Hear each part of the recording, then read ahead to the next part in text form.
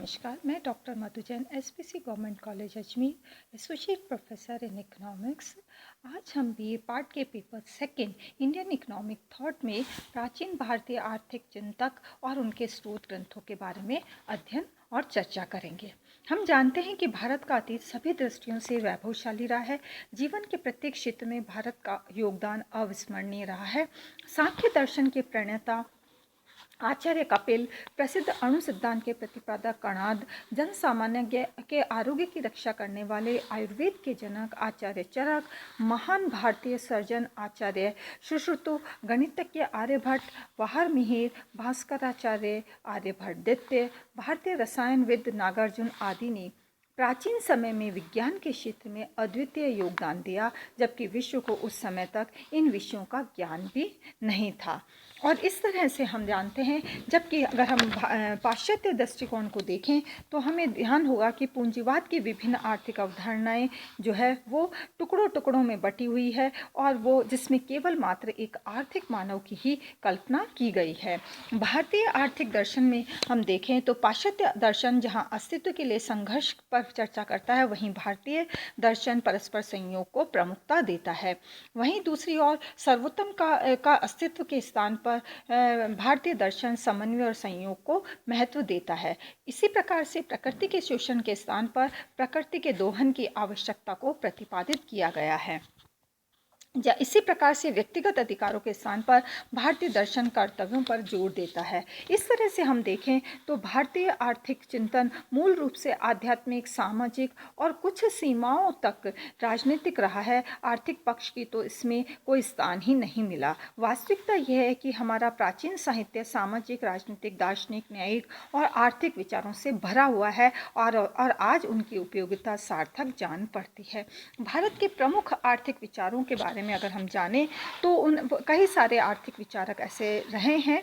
प्राचीन भारतीय आर्थिक विचारकों में कौटिल्य का नाम सबसे ऊपर आता है, परंतु कौटिल्य ने अपनी पुस्तक अर्थशास्त्र में सर्वप्रथम शुक्राचार्य और बृहस्पति को नमस्कार किया है। इस प्रकार से अगर हम देखें तो भारतीय आर्थिक दर्शन कई सारे विचारकों पर चर्चा करता है। जैसे प्रमुख अर्थ चिंतकों और साहित्य का जो विश्लेषण है वो हम निम्न बिंदुओं के अंतर्गत कर सकते हैं।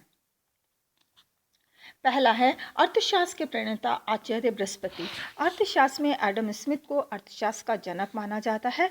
एडम स्मिथ के अर्थशास्त्र में योगदान की चर्चा की जाती है तो उनका समय 1723 से 1790 तक माना जाता है। उनकी प्रसिद्ध पुस्तक an inquiry into the nature and causes of wealth का जो प्रकाशन है वो 1776 में हुआ था। जबकि बृहस्पति याम अर्थशास्त्र का गहराई से अध्ययन करें तो हम इस निष्कर्ष पर पहुंच सकते हैं कि आचार्य बृहस्पति ने 4 पुरुषार्थों धर्म, अर्थ, काम और मोक्ष में से सर्वाधिक महत्व अर्थ को दिया, और उनके अर्थ शब्द में धर्म, काम और मोक्ष के अलावा इस संसार की सभी विषय शामिल थे। इस प्रकार से हम देखते हैं कि आचार्य कौटिल्य के जो है उन्होंने एक जगह लिखा कि पृथ्वी की प्राप्ति और उसकी रक्षा के लिए आचार्य बृहस्पति समेत जितने भी पुरातन आचार्यों ने जितने भी अर्थशास्त्र विषय ग्रंथों का निर्माण किया, उन सब का सार संकलन कर मैंने अर्थशास्त्र की रचना की है।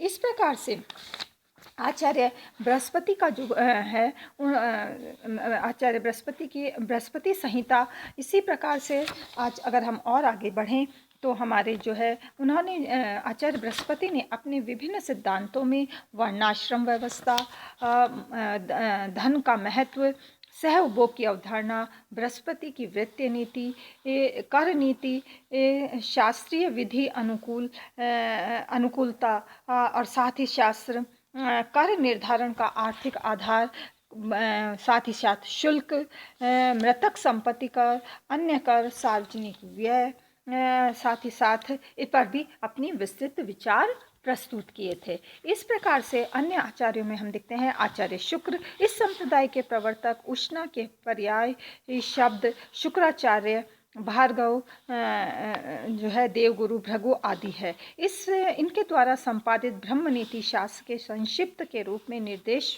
के प्रसंग में महाभारत में इन्हें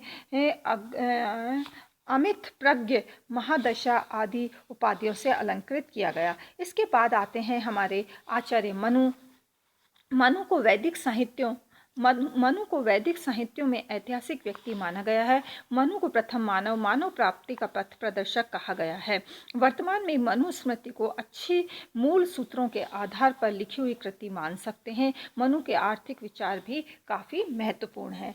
नेक्स्ट है आचार्य पाराशर। ऋग्वेद में शतयातु और वशिष्ठ के समय पाराशर का भी उल्लेख है। आचार्य पाराशर ने स्मृति शास्त्र में पाराशर स्मृति या संहिता संबंध रचना मानी जाती है। नेक्स्ट है आचार्य भारद्वाज। ये भारद्वाज कुल के ऋषि हैं। वे यजुर्वेद के स्रोत और गुहा शाखा के भी सूत्रकार माने जाते हैं। नेक्स्ट है विशाल दक्ष। कौटिल्य अर्थशास्त्र के प्रकरण 3 अध्याय 7 में आमत्यों की नियुक्ति में आचार्य विशाल दक्ष द्वारा आचार्य भारद्वाज के राजा के सहपाठियों को आमत्य बनाने के सुझाव पर टिप्पणी की गई है। नेक्स्ट है पिशुनु। आचार्य कौटिल्य ने अपने अर्थशास्त्र में आचार्य पिशुनु का भी आमत्यों की नियुक्ति वाले अध्याय में वर्णन किया। आचार्य पिशुनु के अनुसार जो पुरुष राजा की प्राणघातक आपत्तियों में रक्षा करे वह राजा के प्रति भक्ति है। प्राणों की चिंता न करते हुए राजा की सहायता करना भक्ति है, सेवा धर्म है। इसके बाद आते हैं आचार्य कौण प्रदंत। आचार्य कौटिल्य ने कौण प्रदंत का भी उल्लेख आमत्यों की नियुक्ति में किया है। इसी प्रकार से नेक्स्ट है वात व्याधि। आचार्य कौटिल्य ने आमत्यों की नियुक्ति में आचार्य वात व्याधि का भी उल्लेख किया है। नेक्स्ट है आचार्य बहुदंती पुत्र इंद्र। इनके अनुसार आचार्य वात व्याधि का मत भी उचित है। आचार्य बहुदंती पुत्र के अनुसार नीतिशास्त्र पर अंगत किंतु क्रियात्मक अनुभव से शून्य व्यक्ति राजकार्यों को नहीं कर सकता है। नेक्स्ट है आचार्य कौटिल्य। आचार्य कौटिल्य का पर्याय चाणक्य विष्णुगुप्त भी है। चाणक्य ने उन्हें चाणक्य के पुत्र होने के कारण और कौटिल्य उन्हें कुटिल राजनीतिज्ञ होने के कारण कहा जाता है। वे दोनों नाम उनके बहुत प्रसिद्ध है। कौटिल्य का वास्तविक पितृ प्रदत्त नाम विष्णुदत्त है।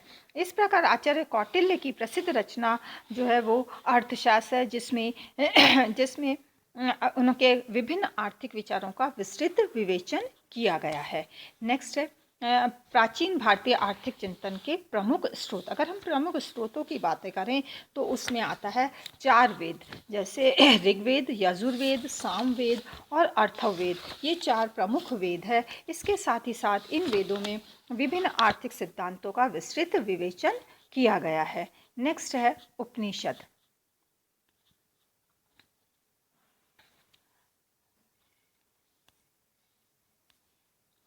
उपनिषद में 11 उपनिषद मुख्य माने जाते हैं और इन उपनिषदों में भी विभिन्न आर्थिक विचारों का विस्तृत विवेचन हमें देखने को मिलता है। नेक्स्ट है विदुर नीति। आचार्य विदुर जो है वो महाभारत के उद्योग पर्व के अंतर्गत राजा धृतराष्ट्र के महामंत्री रहे हैं और उनको धृतराष्ट्र को विदुर द्वारा प्रदत्त दिए गए उपदेश संकलित किए गए हैं।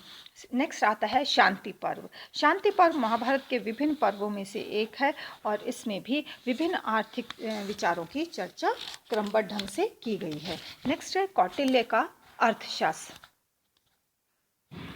कौटिल्य का अर्थशास्त्र जो है वो काफ़ी अर्थशास्त्र आदि विभिन्न विचारों पर चर्चा करता है। इसके साथ ही साथ मनुस्मृति में भी जो है विभिन्न आर्थिक विचारों की चर्चा की गई है। मनुस्मृति के साथ साथ